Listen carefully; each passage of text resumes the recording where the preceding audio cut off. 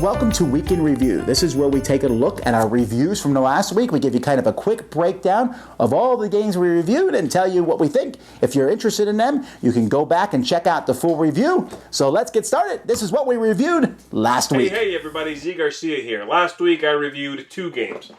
I've reviewed Senji, which is a few years old now, and the game has a decent amount of diplomacy, a nice amount of tactics and fighting. The fighting system itself, while it's very original, it's extremely swingy. So I'm not too thrilled with that. And ultimately, the game, I feel, doesn't have a lot of replayability.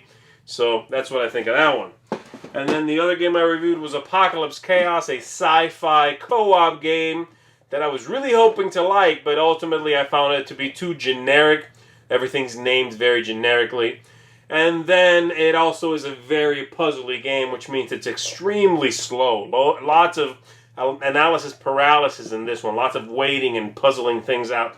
So, not too thrilled with that one.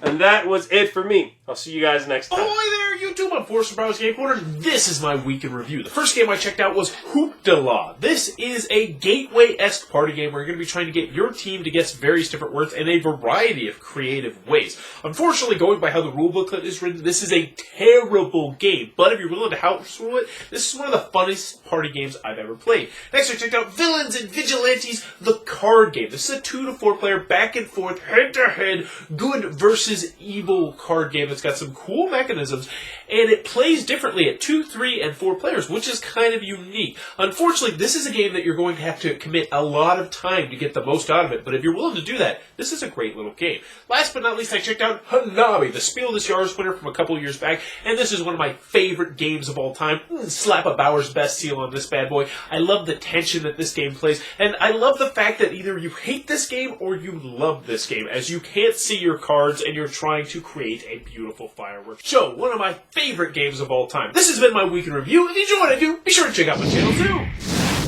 Hello my friends, it's the Game Boy Geek here. Last week I reviewed Wambat Rescue. It has excellent artwork, it's very thematic, but in the end the game itself was not better than the sum of its parts. I reviewed Pie Face, which is a mass market game where you'll see me get hit in the face with pies and my buddies. It's hilarious, pull it out once a year, and it's pretty cool. Escape the Curse of the Temple, the latest expansion, Traps. It's good. It's probably my least favorite of the three, and I would get the other two before this one, but if you have both the other ones, this is still a good one to get. Tumult Royal, done by the designer of Settlers Catan and his son, a very fun game about taxing people, trying to be the king of the village there, and it has this real-time thing where you're flipping over tiles, you're trying not to take too much, or the people revolt, and then you're placing in an area control fashion. Really excellent, fun game. And the best of the week, Raptor, 2-player asymmetrical game. One player plays the raptors and the dinosaurs, and the other player plays the scientists, and you're just trying. They have 2 different victory conditions, and the mechanics of this game is amazing. Quick, 15 to 20 minute 2-player asymmetrical game, made my top 10 of the year, and that's last week. Hey everybody, 3 reviews for you to round out the year. The first one is Tumult Royal. This is a new game from Klaus Teuber, designer of Settlers of Catan and his son. It is a real-time Euro game. Very different, but very fun. You're sort of grabbing tiles, sort of a la Galaxy Trucker with one hand, and then trying to get certain resources to put out statues of yourself, but trying not to take too many tiles to irritate the townsfolk. Now, next one is Fleet Wharfside. It's kind of a lighter version of the original Fleet card game, which is sort of a heavier, multi-use auction hand management type game. This is a very, very light, very introductory hand management multi-use card game. So very interesting. Definitely take a look at that one. And then finally, Food Chain Magnate. Awesome game. Blew me away. Very expensive, but a lot of game for your buck and lots of variable strategies and things you can explore. You're basically trying to set up a fast food franchise.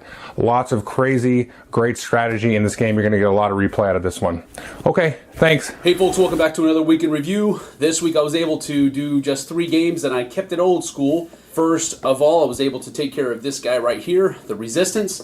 Resistance is a really cool social deduction bluffing game that can hold from anywhere from 5 to 10 people. So kind of falls in that party game category for me, but it's one of the party games that I really enjoy playing, so go ahead and check out that review.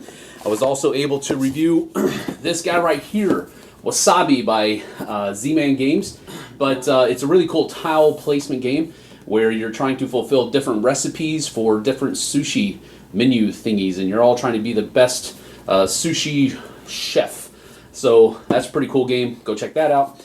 And then I was also able to review this one right here. Now, I talked about this last week, or the week before last at this point, and compared this to the basic version of Risk, the Star Wars edition. But this week I actually did a review proper of the game. So it's two-player game centered around the second Death Star battle. A little bit weighted with the rules out of the box in the Rebel favor, but I think the Imperial player can overcome with some clever play.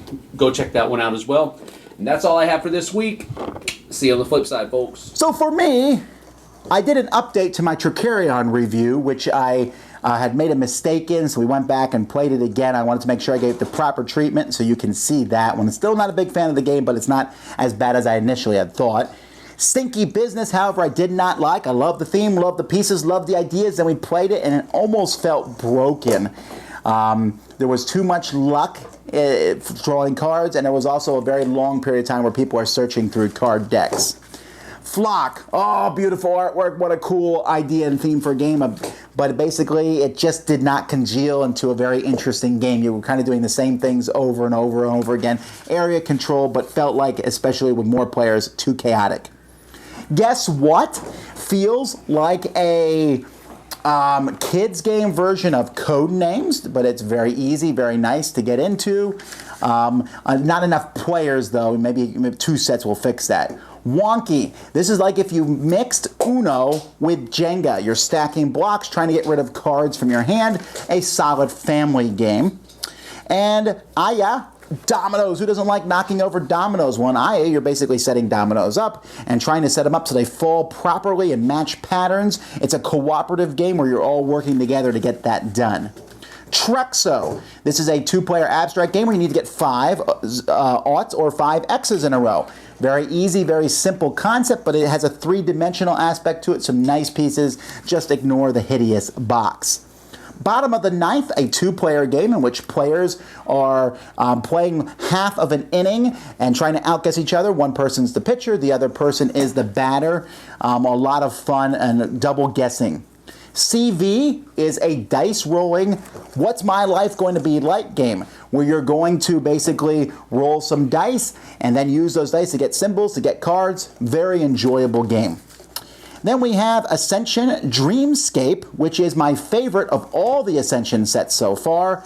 This set has a new currency in it where you have your own Dreamscape cards that you can buy and put in your deck. A lot of fun.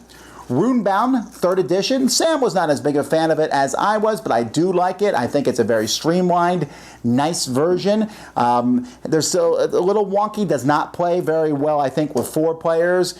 Still best with 2, but a good adventure-style game. And then finally, El Grande Big Box. This is the Big Box version. Z-Man Games did up the classic El Grande game. I love El Grande, the area control that's involved in El Grande. And this one adds all the expansions, some of which aren't necessary, but even though the box is a little too big, still a pretty cool setup. Anyway, folks, that's our week in review. Check out Board Game Breakfast for the rest of what's up in the industry this week. I'm Tom Basso. We'll see you next time.